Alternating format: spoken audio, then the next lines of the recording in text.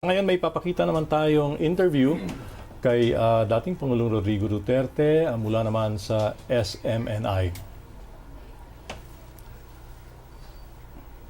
Wala akong naalaala na may ginawa akong kasalanan. Marami akong ginawa na hindi nagustuhan ng iba. O maybe lahat. But I did it for my country. So when you, in your speech po kahapon in front of OFWs in Southern po, Mayor, you said na wala man akong kasalanan. What do you mean by that po? Walang kasalanan. If it means you have done something wrong, kasi kasalanan, masama man talaga.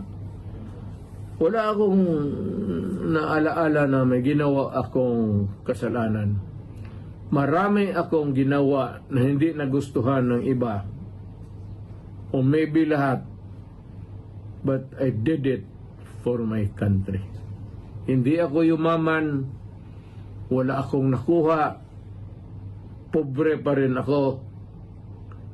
And wala kayo nakita na nagdagdag na isang nipahat sa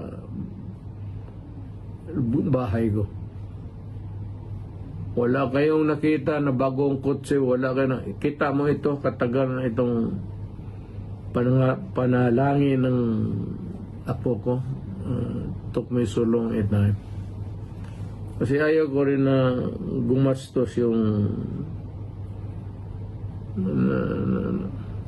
mahirap rin yung hindi naman hindi kami pinagbigyan ng swerte sa buhay ng pamilya ko. Pati mga anak ko, financially.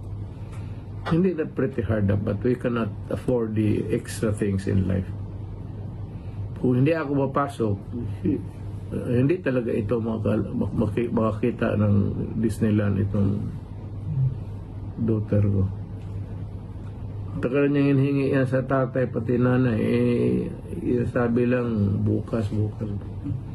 At tanong-tanong ako, prangka-prangka. Hindi naman sabihin daw na wala silang pera, meron, pero it's not the right time to be spending.